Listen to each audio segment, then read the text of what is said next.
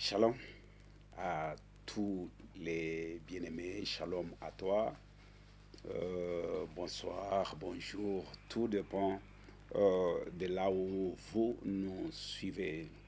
Et aujourd'hui, je viens amener une vie nouvelle dans la vie d'une personne qui semble tout désespéré de la vie pour dire que je suis de celui qui ne peut rien bénéficier dans la vie. Je suis de celui que rien ne peut changer dans la vie.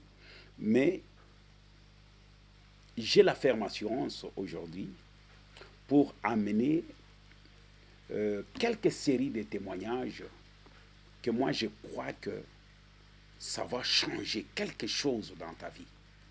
Pourquoi j'ai l'assurance pour dire que non, ça peut changer quelque chose dans ta vie? Parce que je suis de celui qui peut parler de son expérience avec Jésus. Et c'est comme ça, tu peux avoir aujourd'hui la joie de vivre ces instants de témoignage que je te dirais qu'il y a des parties qui vont toucher à ta vie.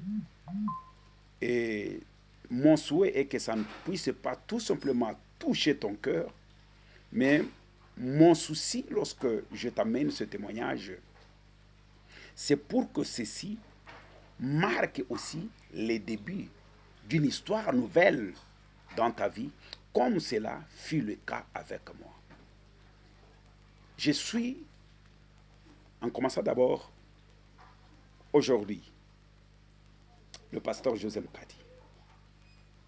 D'où vient le pasteur José Mukadi?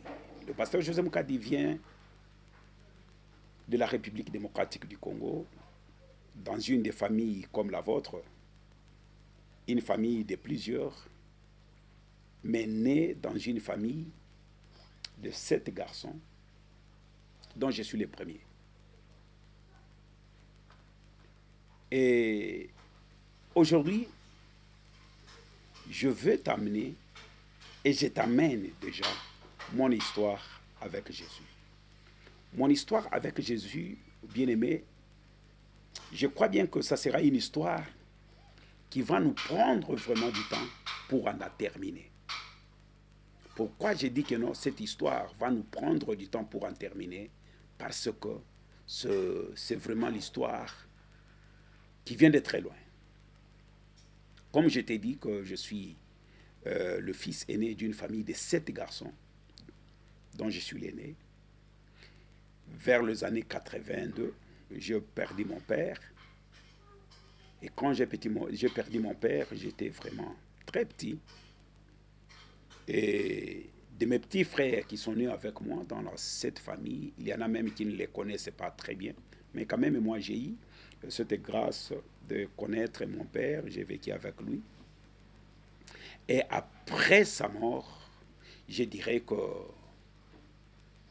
le chemin dont la Bible parle de vallée des Baka a commencé, s'est imposé, je dirais, sur le parcours de ma vie, jusqu'à ce qu'à un moment donné de la vie, j'ai réalisé que tout était fini parce que celui qui était l'espoir était parti. Alors l'avenir était vraiment très sombre. C'est quelque part du côté de l'Équateur, précisément dans la ville oui, à l'Équateur, dans la ville de Guémena, voilà, que j'ai perdu mon père. Et pendant ce temps-là, lorsque je l'ai perdu, alors il n'y avait pas vraiment une bonne position. Et qu'est-ce qu'il fallait? Il fallait regagner la capitale congolaise qui était Kinshasa, avec ma mère et mes 3 frères. Et comment pourriez-vous comprendre comment on peut rentrer à 4? Parce que mon père nous a mis au monde 7 garçons avec différentes femmes. Alors, ma mère, qui était la femme du même tribu que mon père, elle a eu à vivre de combat avec d'autres femmes qui étaient de l'Équateur. Alors, en ce temps-là, vraiment, les choses ne s'annonçaient pas bien. Qu'est-ce qu'il fallait faire? Il fallait rentrer à Kinshasa. Et c'est comme ça qu'on va rentrer à Kinshasa, moi, ma mère et mes petits frères. Alors arrivé à Kinshasa, ma mère devrait faire appel à la famille de mon père, leur annoncer la disparition de leur fils. Et c'est ce qui a été fait. Et la famille va prendre de ces nouvelles. Et la famille s'organise pour qu'une personne vienne récupérer les enfants. Vous connaissez au moins que parmi les tribus de la RDC, ce qui est comme tribu Luba, n'ont pas vraiment ces cultures-là d'abandonner leurs enfants s'ils connaissent au moins où est et où sont ces enfants. Et c'est comme ça qu'on a bénéficié de, je dirais, une grâce, parce que c'est cette grâce qui nous a permis au moins de connaître la grande famille de là où venait mon père. Et il y a un membre de la famille parmi ses grands frères qui s'est déplacé vers Lubumbashi pour Kinshasa, nous récupérer, et enfin de rejoindre la grande famille qui était du côté de Kasaï, au niveau de Mweneditu. Et c'est ce qui a été fait. Arrivé à Mweneditu, il y a eu des... Bon, on était petits, on ne savait pas qu'est-ce qui s'est passé. C'est comme ça que, voilà, un autre grand frère qui est venu aussi pour nous récupérer vers Mweneditu, vers la capitale des cuivres qui était le Katanga. Et c'est comme ça que nous sommes arrivés au Katanga, précisément à Lubumbashi. Et arrivé à Lubumbashi, vraiment, les choses ne s'annonçaient vraiment pas bien de notre côté. Et comme cela a été comme ça, et un bon matin comme ça, mon oncle paternel qui va décider pour aller s'installer du côté d'une cité appelée Mokambo, je crois bien à 174 km de la ville de Lubumbashi. C'est comme ça, c'est là où nous nous sommes retrouvés. Et quand nous nous sommes retrouvés là-bas, c'était maintenant les débuts de ce qu'on appelle calvaire. Et la réalité d'une vie dans ce qui est comme vallée des Baka a commencé.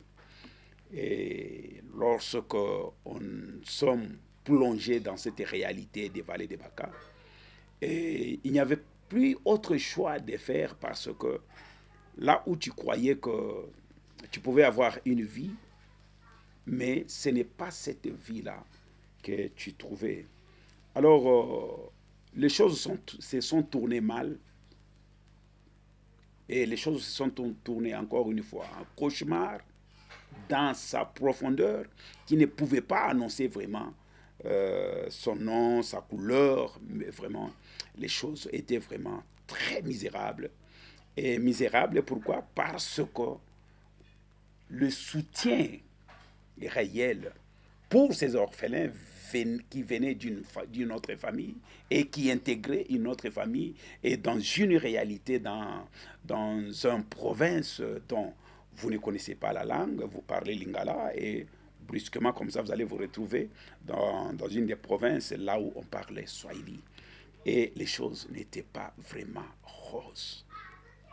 Et qu'est-ce qu'il fallait faire? Tellement que torture, accusation, tant de choses ne cessaient de croître, c'est-à-dire la calomnie, ceci, cela. Donc vous savez, vous êtes orphelin beaucoup plus dans la culture africaine, vraiment, des enfants. Ce n'est pas tout simplement en RDC, mais c'est presque partout dans le monde. Et donc, pas dans le monde, mais dans certains pays africains.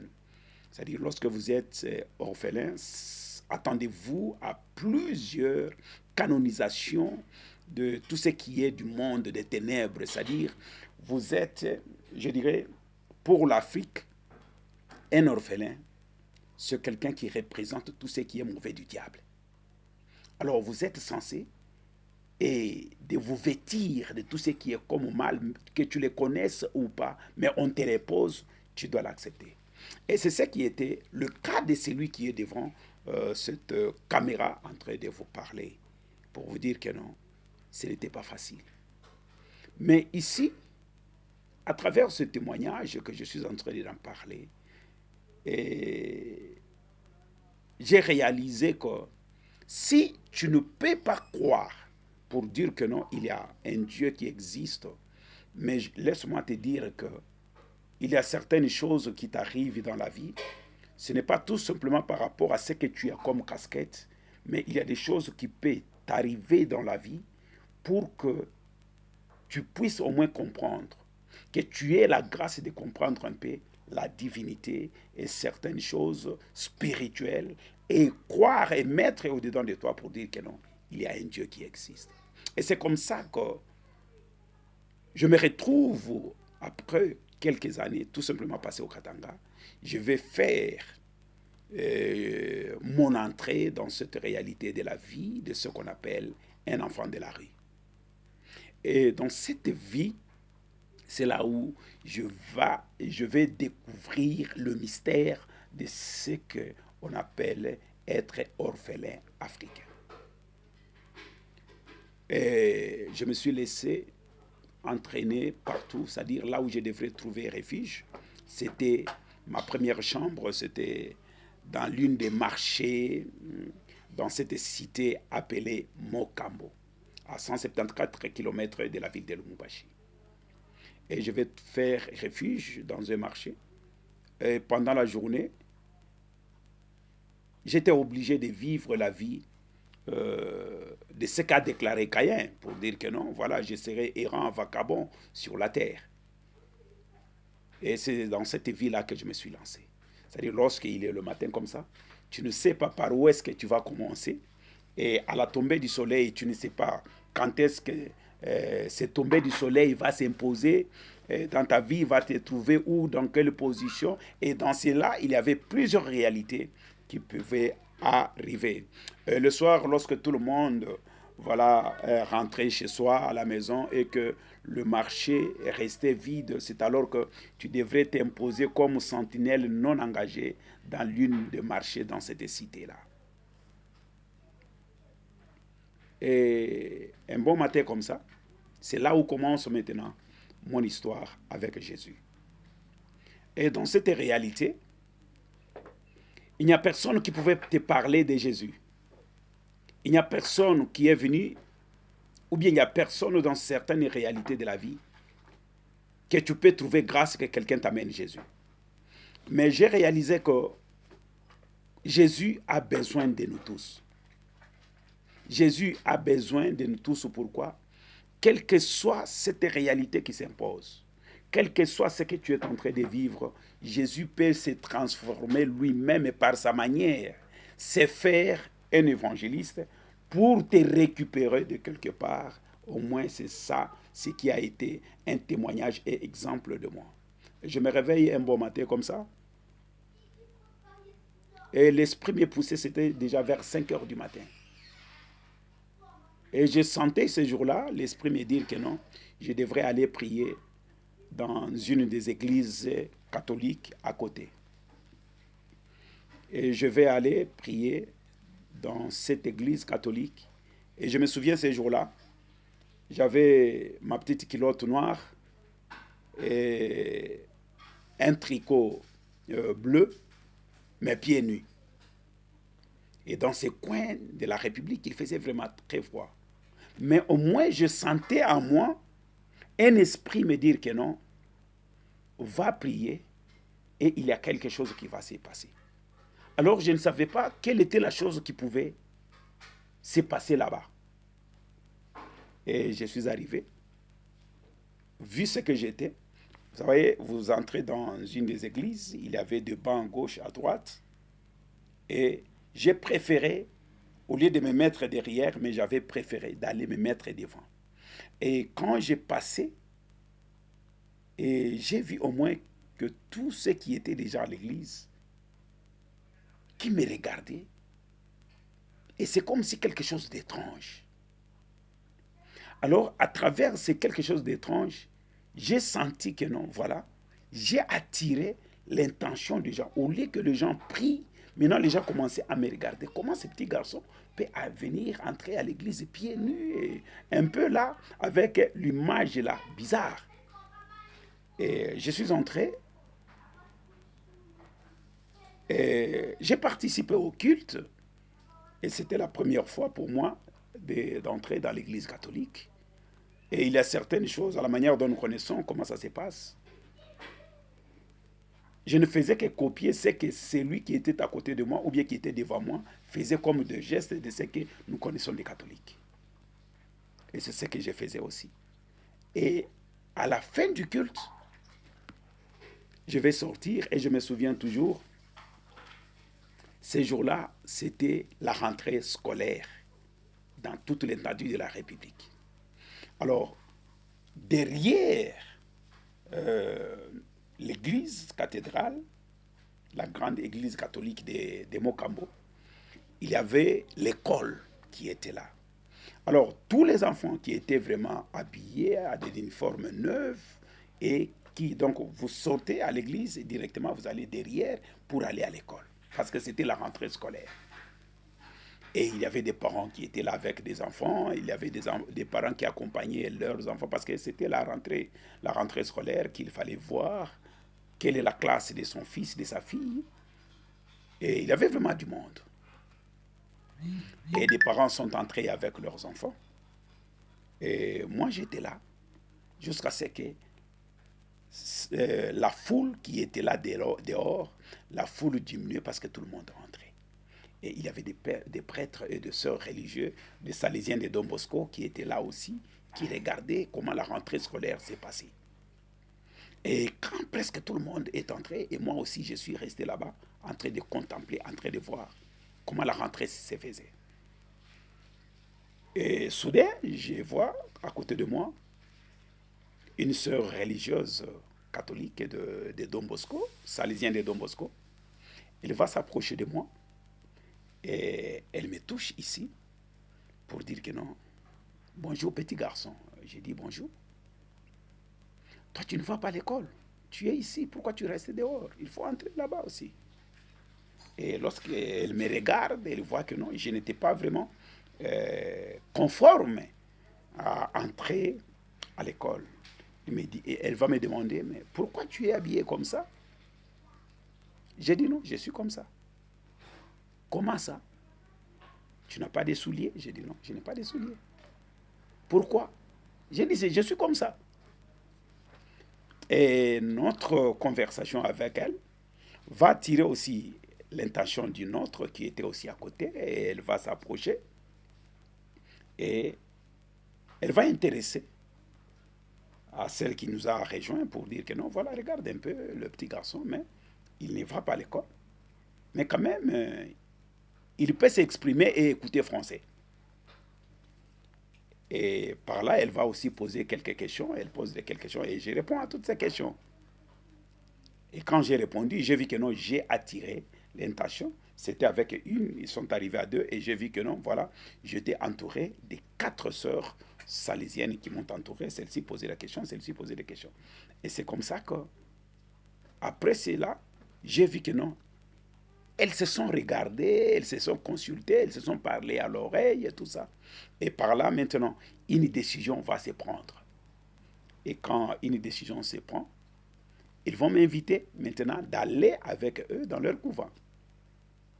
Et arrivé dans leur couvent, il y a eu encore une fois cette succession de questions et j'ai pu expliquer la réalité de ce que je vivais dans cette cité. Alors quand je les ai expliqués, la réalité que je faisais face, et je vis que non, ils étaient touchés.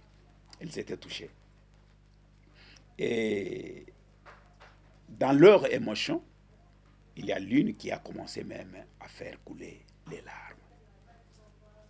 Et lorsque celle qui était leur directrice faisait couler les larmes, et voilà qu'on est resté pendant 3 à 4 minutes en silence dans ce bureau, personne ne parlait. Et par là, j'ai senti l'atmosphère d'autre chose et d'une autre réalité qui commençait avec moi. Et c'est comme ça que je t'ai dit que non, voilà, c'est le début de mon histoire avec Jésus. Et c'est comme ça qu'elle va prendre la décision pour dire que non, voilà, ne crains plus rien. Et celle qui parle là, c'est la directrice du couvent.